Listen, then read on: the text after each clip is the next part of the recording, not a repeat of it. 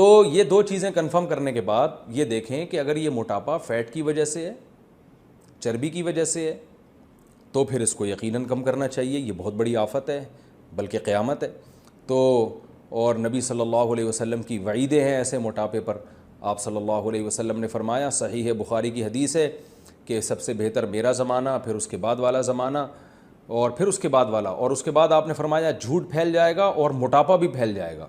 اس کا مطلب موٹاپے کو اسلام میں پسند نہیں کیا گیا. یہ وہ والا موٹاپا ہے جو کھا کھا کے پیدا ہوا ہو، وہ اس موٹاپے کی بات ہو رہی ہے.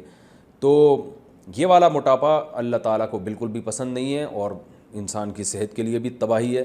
تو پہلے سے وہ آپ چیک کروا دیں، ڈاکٹر سے رابطہ کریں، وہ آپ کو بتا دیں گے یہ اچھا والا موٹاپا ہے یا گندا والا موٹاپا ہے. ٹھیک ہے نا، یعنی چربی کی وجہ سے یا کسی اور وجہ سے. اگر چربی والا موٹاپا ہے تو بھائی اس کے لیے جو سب سے بہترین چیز ہے وہ ہے آپ جاگنگ کریں صبح صبح اٹھ کے.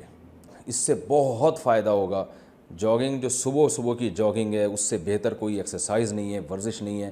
میٹابولزم بہت اچھا ہو جاتا ہے انسان کے. ہمارا میٹابولزم ہے نا جو ہم کھاتے ہیں، تو بعض لوگ دیکھیں بیٹھے بیٹھے کھا رہے ہوتے ہیں پھر بھی موٹے نہیں ہوتے. وہ کیا ہوتا ہے؟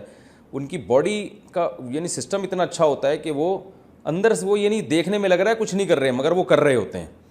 ان کے اندر سے سسٹم بہت اچھا ہوتا ہے، سب چیزیں حرکت میں ہوتی ہیں.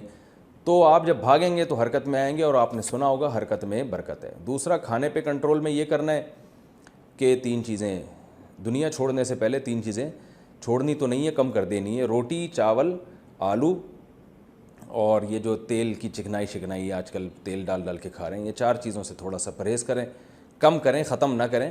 اور اس کے علاوہ آپ فروٹ کھائیں، اور اللہ آپ کا بھلا کرے، گوشت کھائیں، آپ دودھ پئیں، جو ہے وہ انڈے منڈے کھائیں، پھوڑیں.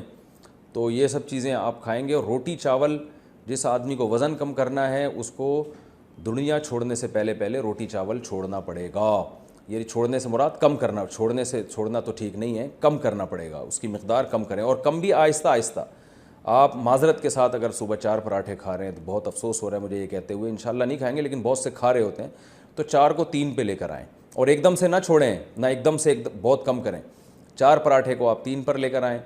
تو جب اس کی عادت ہو جائے گی تو پھر 2 پہ آئیں، جب اس کی عادت ہو جائے گی تو 1 پہ آئیں، اور جب اس کی بھی عادت ہو جائے گی تو پراٹھا صرف صبح آدھا ہی کھایا کریں آپ. ٹھیک ہے نا. اور اس طرح یعنی روٹی کو کم کریں اور چاول کو. آلو تو ہمارے یہاں اتنے نہیں کھائے جاتے. یہ 2 چیزیں جو ہے نا ویٹ بہت بڑھاتی ہیں، کیونکہ ان میں کاربوہائیڈریٹس بہت زیادہ ہوتے ہیں. تو اور اس کی سیلڈ وغیرہ بڑھا دیں اپنی خوراک میں. کھانے سے پہلے سیلڈ کھایا کریں خوب اچھی طرح.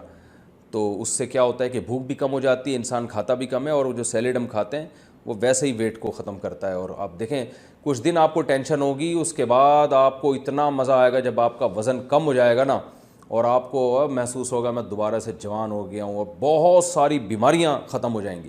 ہو گیا. اچھا، ایک اور بات ہے، بیری کا شہد جو ہے صبح نہار منہ گرم پانی میں آپ اگر قہوہ بنا کے پئیں گے تو اس سے بھی فائدہ ہوتا ہے. بہت تیزی سے پیٹ کی چربی، یعنی مشاہدہ یہ ہوا ہے کہ جن لوگوں کا پیٹ نکلا ہوا تھا وہ یہ تھوڑا گرم پانی میں جب بیری کا شہد ڈال کے پیتے ہیں تو بیری کے شہد میں حکیم لوگ کہتے ہیں کہ فیٹ ختم کرنے کی کچھ کیمیکل قدرتی طور پر ہوتے ہیں، سدرا شہد جسے کہا جاتا ہے، تو اس سے بھی بڑی جلدی پیٹ جو ہے توند کم ہونا شروع ہوتی ہے. کچھ لوگ حماقتیں کرتے ہیں، سرکہ پینا شروع کر دیتے ہیں نہار منہ. کچھ یہ کرتے ہیں کہ خالی پیٹ لیمن کا قہوہ پینا شروع کر دیتے ہیں. تو سرکے سے یا لیمن کا قہوہ پینے سے بہت تیزی سے پیٹ تو کم ہوتا ہے، لیکن وہ پیٹ کی واٹ لگ جاتی ہے اس سے، یہ ذہن میں رکھیں. کیونکہ ہمارے پیٹ جو ہے نا اس میں جو تولیے کی طرح دیوار ہوتی ہے، جب آپ سرکہ پئیں گے یا لیمن کو گرم پانی میں ڈال کے تو وہ ان دیواروں کو بہت شدید نقصان ہوتا ہے، یعنی پیٹ کے لیے نقصان دہ ہے یہ.